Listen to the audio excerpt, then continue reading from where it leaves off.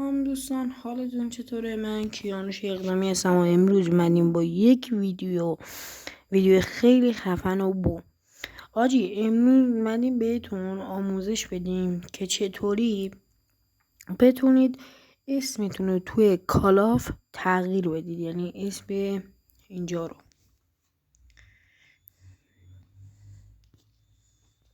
رو تغییر بدید. خیلیاتون میخواید از اینجا تغییر بدید، ولی مثلا میخواین چپین کنید، میگه که باید CP بدید، ولی این کار رو انجام ندید.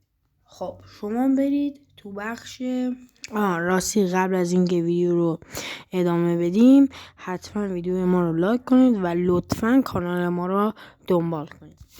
برید تو بخش استور، آخری آیتم و تو همین آل بیاید یه ذره پایین اینجا همین. خب اینو حداقل باید 1000 تا CP فکر کنم داشته باشید. اینی که این زده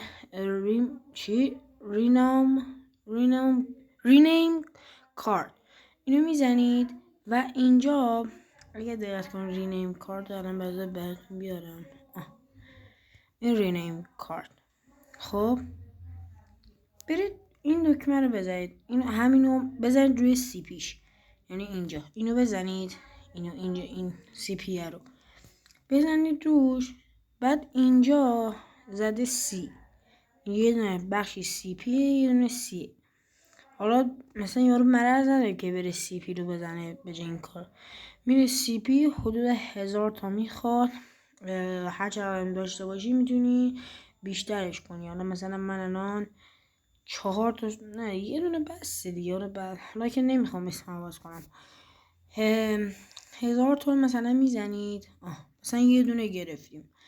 بعد میای اینجا داخل همین بخش بیسیکتون توی اینجا اونجایی که نمیتون عوض کنید.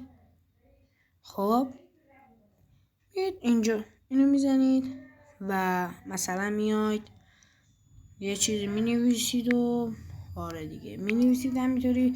حالا به خارجی میخواد باشه یا به ایرانی میخواد باشه، بعد درست میکنید و دیگه.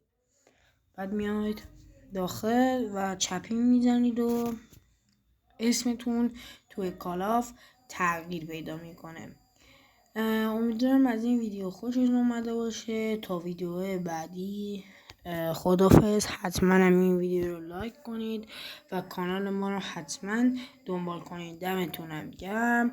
تا ویدیو بعدی خداحافظ.